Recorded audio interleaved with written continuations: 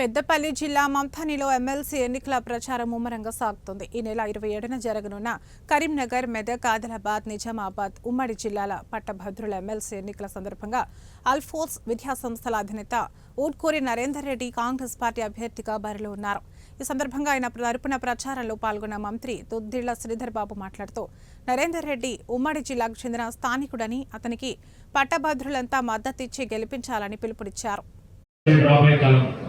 నన్ను నమ్ముకొని వారి జీవితాలకు సంబంధించిన అంశం విషయంలో రేపు రాబోయే కాలంలో ఇబ్బంది రాకూడదని ఎవరైనా చిన్న తప్పులు చేసినా ఇంకా తప్పు చేస్తామంటే మరి మా కాంగ్రెస్ పార్టీతోని తప్పకుండా దూరం ఉండే కార్యక్రమం నేను చేస్తా.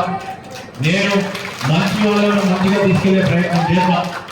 ఇబ్బందికరంగా ఉంటుంది, చాలా మందికి నాకు స్ట్రెంత్ ఉంది అనుకుంటారు, ఉండనియండి. కానీ మంచి చేసే వారికి ఎందుకంటే నా పైన నమ్మకం ఉన్న వారికి ఇబ్బంది పడే కార్యక్రమం ఎవరు చేసినా ఇబ్బందికరమైన ఉంటుంది. అని మనవి చేస్తూ నేను మీ అందరికీ కూడా మనవి చేస్తా ఉన్నా. నరేందర్ రెడ్డి గారు నిలబడ్డారు, మన బాధ్యత. నరేందర్ రెడ్డి గారి బాధ్యత కాదు, కాంగ్రెస్ పార్టీ బాధ్యత.